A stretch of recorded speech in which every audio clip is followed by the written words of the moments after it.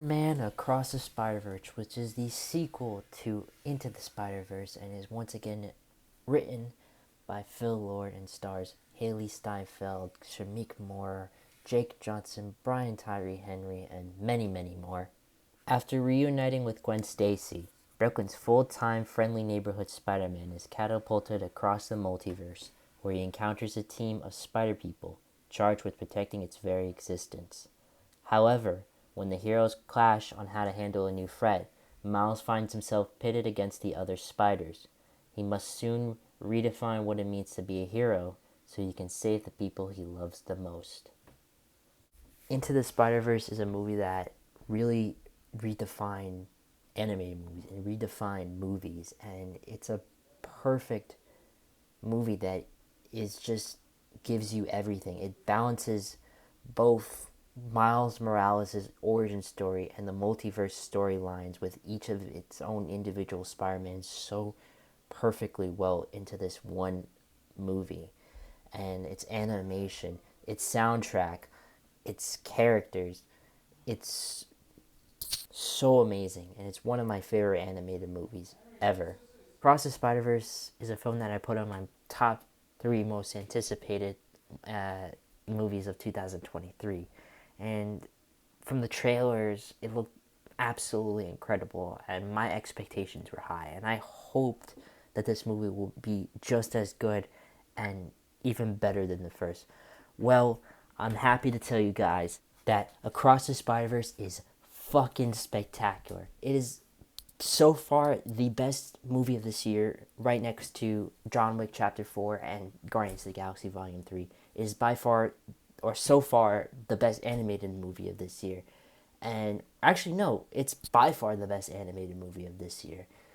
And easily an incredible, incredible sequel. A movie that takes it to a whole another level, and I absolutely, absolutely love it. And it's right to the brink with everything you hope for in a Spider-Man movie. What I love about this movie, and I think you guys already know what I'm about to say, is really everything from the first film implemented in the second film. The animation, and the animation I'd say is just as good or even better than the first movie. It is so beautiful looking, and you get to explore these new vast worlds, and all these vast worlds have their own unique animation style, and it's absolutely breathtaking to look at. I mean, give an example. Gwen's world. Her world looks insane. It's so beautiful. It's so unique and completely different. I'd say different from, Miles's world. There are worlds that we haven't even seen before, and they're really, really funny and unique to look at, and I absolutely, absolutely love that.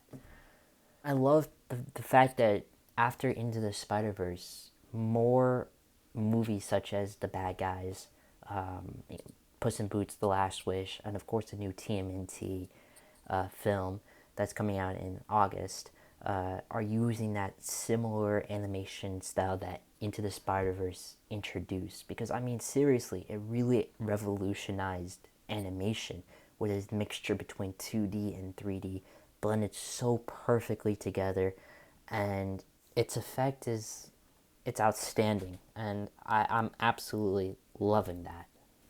The soundtrack, which is, I'd say, also really fantastic. I love the first movie's soundtrack, and the second movie's soundtrack is really, really, really cool and epic, I'd say. And, you really get these unique, different songs in there, and they're really, really awesome. And they're perfectly implemented into this movie very, very well. You get different artists. Metro Boomin's on there. There's also Ice Spice. There's all these different artists on there, and it's very unique. And all the songs are very different and quite interesting to hear. My personal favorite is the Hummingbird song with James Blake, which was really, really, really nice to hear, and I really like James Blake's voice. Even some of the music that's not really rap, or from the Metro Boomin soundtrack, is also in the movie, and I love the beginning part of the movie, where it's very much like a early 2000s punk rock, uh, like rock uh, music. It's so cool and epic, and I loved how much it fit into this movie so, so well. It was hype, it was badass, and just everything I wanted and more. Characters in this movie are incredible, just like the first movie. And I loved how in the first movie you got to explore Miles Morales' origin story, but you also get to see different Spider-Men, Spider people, and their own individual stories and how they really got here and their own individual arcs. And I absolutely loved it. Like I said before, what I loved about Into the Spider-Verse was its mixture between, or balancing out, Miles Morales' origin and the individual spider people and the individual multiversal spider people together in their own individual stories and their arcs so perfectly well, and I absolutely love that. In this movie, you get to see more characters, and I mean even more. You get to see different Spider-Mans, such as, of course, Jessica Drew, who is pregnant in this movie and has a motorcycle and is absolutely badass. Miguel O'Hara, who, as Gwen mentioned it before, is like a ninja vampire Spider-Man, and you get to see a little bit of that in this movie, which is really really cool. Of course, you get to see familiar faces such as the PS4 Spider-Man. You get to see the Spectacular Spider-Man, all these different kinds of Spider-Mans. Like Spider-Cat was in there, Spider-Dinosaur, all these different Spider-Mans in there. It was absolutely, absolutely badass. But most importantly, I would say the things that I loved about this movie is that we get to explore more of, really, besides Miles' story, we get to explore different Spider-Man stories. Of course, with Gwen's story, we get to see more of her world, and we get to see what happens in her world and her relationship with her father, which I don't want to give away anything, but it's beautiful. It is beautiful, and the things that she learns throughout, the spider world and the different consequences that happen. The consequences within her in her world, and the consequences within outside her world were very emotional, I would say, and very, really, very, very interesting to see. And I loved Miles' story, of course, who has been Spider-Man for a year. And what I loved about this is that we got to experience more of his struggle between, his spider life and his real life. And that same goes with Gwen. Like I said before, we really get to see her we get to see her struggles between her superhero life and her real life, and you get that with Miles. And their chemistry in this movie is absolutely, absolutely amazing, and we get to really see that Miles goes into this new world, and he's discovers these things, and he thinks that it's possible, but then Miguel O'Hara gets in this way, and he tells him that the things that you think are going to happen, and the things that you want to or try to prevent to happen, it's not the way it's going to be.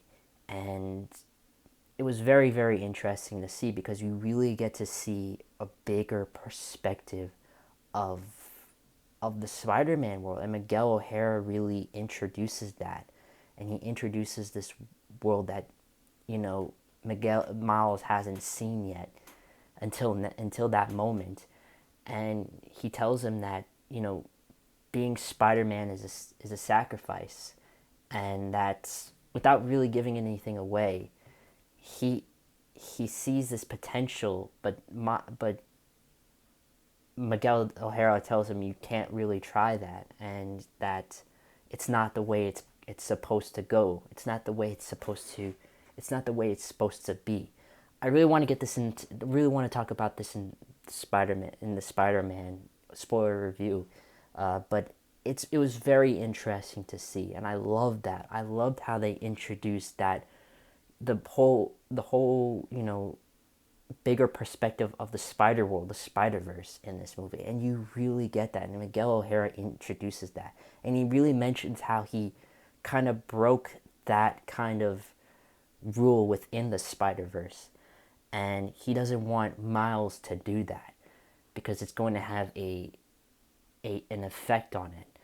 And so, what I love is that in every Spider-Man movie, TV show, the games, and the comics, they all explore, you know, the characters and their sacrifices.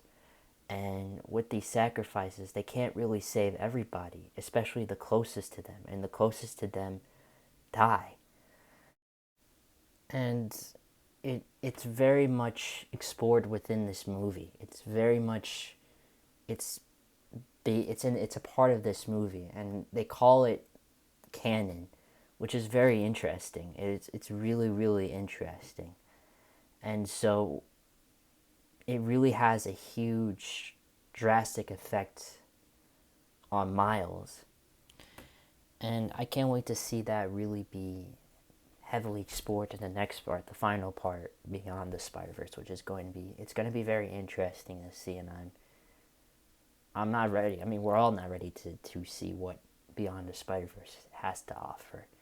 It's gonna be something else, and I'm really looking forward to that.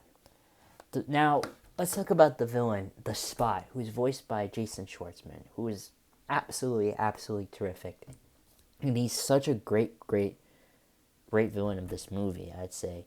And the thing is, he's supposed to be like this character from the first movie, which I don't want to give anything away, but he was in the shadows. Well, he was technically not in the shadows, but he was this little character in the first movie who is now a big character in this movie, and his plan in this movie is crazy. He becomes something entirely different, and it's absolutely insane to see. And and he's about to do something quite crazy in the third movie, but he plays this villain so well, and it is crazy. I mean, seriously, he at first when you saw him in this trailer, you say, oh, he's not this threatening villain, but then when you watch the movie, you see him become this really big threatening villain. I mean, seriously, I got goosebumps when I saw his transformation. It was kind of scary, I'd say. But Jason Schwartzman does a great job as this villain, and he's really really incredible.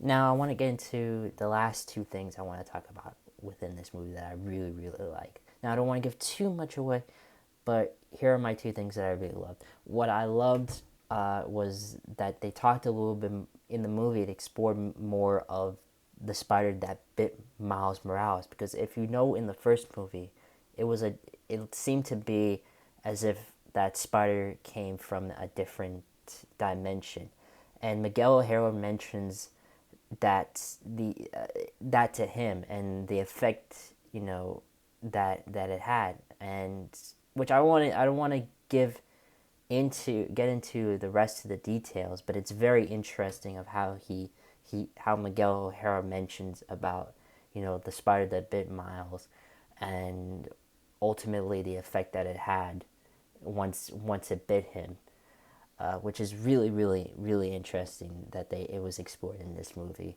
And what was also really interesting is that cliffhanger at the end, which was crazy. I mean, seriously, it was nuts, and I loved it. Loved it. And I can't wait to see more of that explored in Beyond the Spider-Verse. But overall, guys, Across the Spider-Verse is a freaking masterpiece. It is just as good, even better, possibly even better than the first movie. It does everything right. and explores new and interesting things that we haven't seen before implemented into this movie, and it's done so well. The animation, the story, the characters, the soundtrack, it is all perfect, and I absolutely loved it. And I cannot wait to see what Beyond the Spider-Verse is going to be like. I mean, seriously, after Beyond the Spider-Verse, this is going to be, I'd say, the best superhero trilogy since The Dark Knight, since Guardians of the Galaxy, possibly even the Captain America trilogy. I mean, seriously, this this movie trilogy will be looked at as just one of the greatest, if not the greatest, and I am super excited for Beyond the Spider Verse, and it's gonna be absolutely insane. It's gonna be incredible. It's gonna be crazy, and I'm really looking forward to that. And that's why I'm going to give this movie an A plus. I hope you guys enjoyed this, and I hope you have a good rest of your day. Take care. Bye.